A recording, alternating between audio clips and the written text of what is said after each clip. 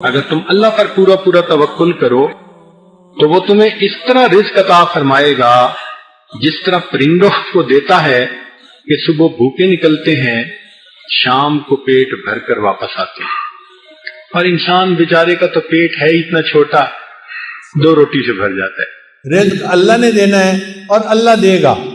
رزق کے بارے میں پریشان نہ ہوا کریں کہ جی کہاں سے آئے گا، اللہ نے ذمہ لیا ہوا ہے۔ ایک مرتبہ ایک آدمی میرے پاس آیا، بہت اچھی پرسنالٹی تھی، لکھا پڑھا بندہ نظر آتا تھا، مگر زاروں قطار رونے بیٹھ گیا، آنسو ٹپ ٹپ گر رہے تھے۔ میں بھی پریشان ہوا کہ یہ بندہ بہت ہی دکھی ہے جو اتنا رو رہا ہے۔ خیر تھوڑی دیر کے بعد میں نے ان سے پوچھا کہ جی آپ بیٹھے رو ہی رہے ہیں، آپ کوئی بات کریں۔ اس نے کہا جی میں ایک گورنمنٹ آفیسر تھا اور ان دنوں گولڈن شیک ہینڈ والی ترتیب چلی تھی کہ گورنمنٹ کہتی تھی کہ جو بندہ اپنی ریٹائرمنٹ لے لے گا ہم اسے منافع بھی دے دیں گے اور وہ پھر کوئی اور کام کر کے اپنی زندگی گزارے۔ گورنمنٹ کو فائدہ یہ تھا کہ ورکر کم ہو جائیں گے اور ورکر کو فائدہ یہ تھا کہ ایک ہی وقت میں پیسے مل جائیں گے، تو مکان خرید لیں گے، بیٹی کی شادی کر لیں گے، یا فلاں کر لیں گے یا فلاں کر لیں گے۔ وہ کہنے لگا کہ مجھے تقریباً 16 لاکھ روپیہ ملے جو بینیفٹ کے تھے۔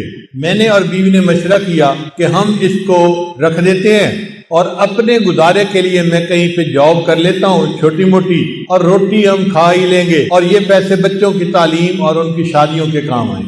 کہنے لگا کہ میرا ایک دوست تھا، میں نے کئی باتوں باتوں میں اس کو بھی بتا بیٹھا کہ مجھے گورنمنٹ سے 16 لاکھ ملے ہیں اور میں نے رکھ دیے ہیں۔ اب وہ بندہ میرے پیچھے پڑ گیا کہ ایک کاروبار ہے اور بڑا نفع ہے اس میں، بڑا فائدہ ہے اس میں، بڑا فائدہ ہے، اور اگر تم پیسہ لگاؤ تو محنت میں کروں گا اور تمہیں گھر بیٹھے بٹھائے پیسے مل جائیں گے۔ کہتا ہے کہ مجھے ڈر تھا کہ نہیں، تو میں اس کو نہ کرتا رہا۔ بالآخر ایک دن میری بیوی نے پوچھا کہ کیا مسئلہ ہے، تم کسی گہری سوچ میں ڈوبے نظر آتے ہو، کیا پریشانی ہے؟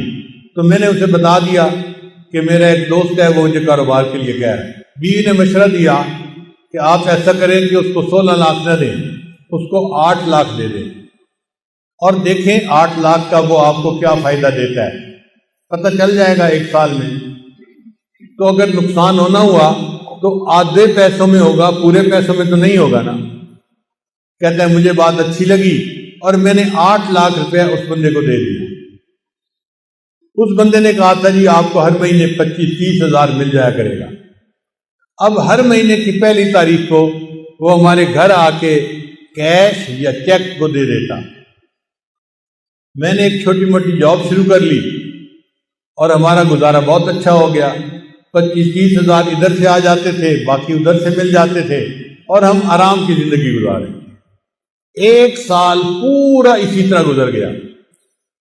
تو میری بیوی نے کہا کہ یہ تو بڑا اچھا کاروبار ہے کہ جس میں اتنے پیسے دینے سے ہمیں ہر مہینے اتنے پیسے مل جاتے ہیں۔ سال گزرا تو میرے دوست نے کہنا شروع کر دیا کاروبار تو بہت اچھا ہے لیکن ہم نے پیسے تھوڑے لگائے ہیں، اگر اور زیادہ لگا دیں تو اور نفع ہو جائے گا۔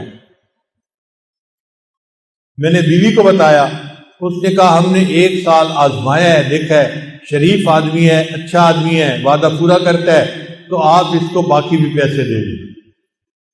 کہتے ہیں میں نے اس کو باقی 8 لاکھ بھی دے دیے۔ اب باقی 8 لاکھ دینے کی دیر تھی، اس نے تو نگاہیں بدل لی، فون بات کرنی چھوڑ دی، میں مصروف ہوں ابھی کال نہیں لے سکتا، میں بعد میں کال کروں گا، میں یہ کروں گا، میں وہ کروں گا، اور جو ہر مہینے پیسے دیتا تھا وہ بھی اس نے ڈیلے کرنا شروع کر دیے۔ پہلی تاریخ کے پیسے 10 تاریخ کو دیے، پھر دوسرے مہینے اس نے 20 تاریخ کو پیسے دیے، اور تیسرے مہینے مہینہ ختم ہو گیا اور پیسے دیے ہی نہیں۔ اب میں نے اسے فون کیا، بھئی آپ ہر مہینے پیسے دیتے تھے تو ہمیں گھر میں خرچے میں تنگی ہو رہی ہے، آپ پیسے نہیں دیے اس مہینے۔ وہ جی میں نے آپ سے بات کرنی ہے، میں 2 بندوں کو لا کے آپ سے بات کروں گا۔ اب بات اس نے کیا کی، اس نے کہا جی کہ مجھے تو کاروبار میں نقصان ہو گیا ہے اور 16 لاکھ کے 16 لاکھ ختم ہو گئے ہیں، تو میرے پاس تو پیسہ ہی نہیں آپ کو دینے کے لیے۔ اور جو بندے لے کے آیا تھا وہ بھی اسی کے سائز کے تھے، اسی طرح کے، وہ بھی مجھے سمجھانے لگے اور کہنے لگے کاروبار میں لاس بھی ہو جاتا ہے، پروفٹ بھی ہو جاتا ہے، اب آپ نے اگر 1 سال پروفٹ کھایا ہے تو لاس ہو گیا تو لاس کو بھی برداشت کر لو۔ کہنے لگا میں بڑا پریشان کہ میرے 16 لاکھ روپے غبن ہو گئے، ختم ہو گئے۔ کہتے ہیں اس سے میں مقدمہ تو کر نہیں سکتا تھا، نہ میں لڑ سکتا تھا، وہ لڑائی میں مقدمے میں مجھ سے زیادہ تیز تھا، لیکن مجھے گلٹ تھا، اندر ایک میرے صدمہ تھا کہ یہ میرے بچوں کے لیے پیسے تھے، میں اس کو محفوظ رکھتا تو بچوں کی پڑھائی میں کام آتے، بچوں کی شادیوں میں کام آتے، میں نے بچوں کے پیسوں کو ضائع کر دیا، لہذا میں نے خود یہ غلطی کی۔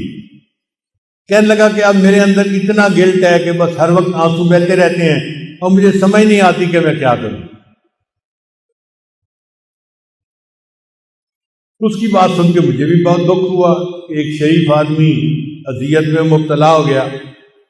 میں نے اسے تسلی دی، پھر تسلی دے کے میں نے اس سے پوچھا کہ مجھے یہ بتائیں کہ آپ کا رزق کہاں پہ ہے؟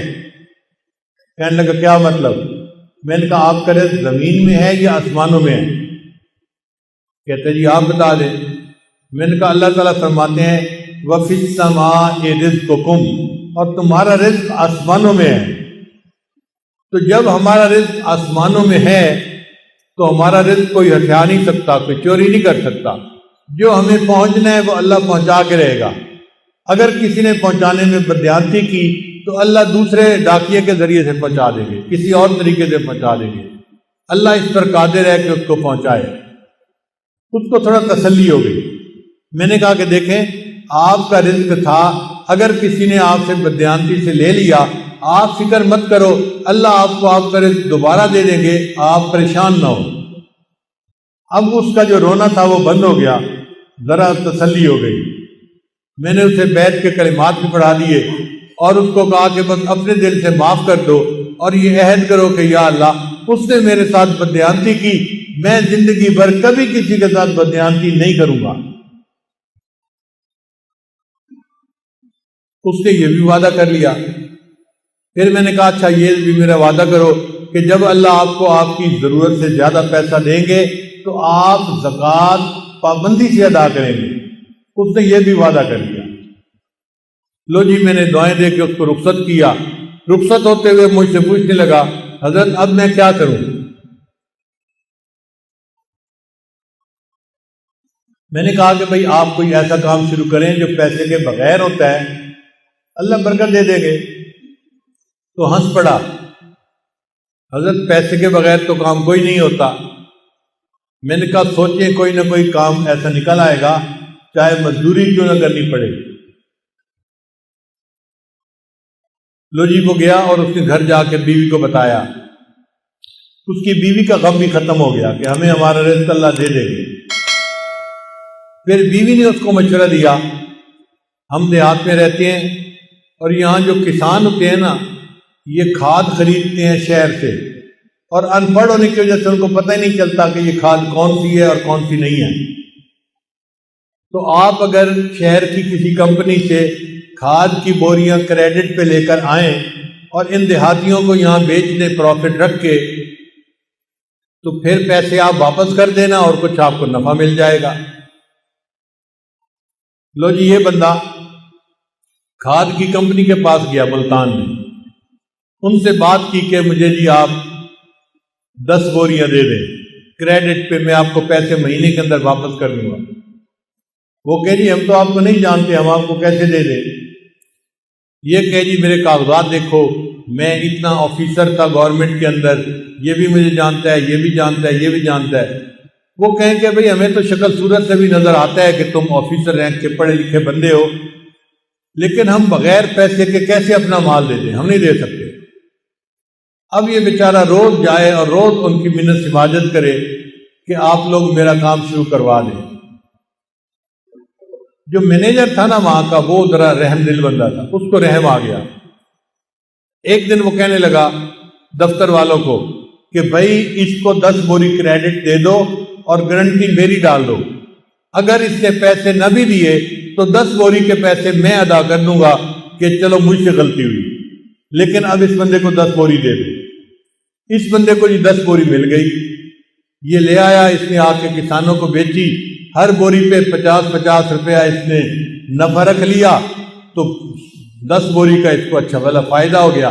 چنانچہ پھر یہ 10 کی جگہ 20 بوری لینے لگ گیا، پھر 30 بوری لینے لگ گیا، پھر 50 بوری، کرتے کرتے ایک وقت آیا کہ کمپنی والوں نے کہا جی ہم آپ کو پورا ٹرک کریڈٹ پہ دے دیتے ہیں۔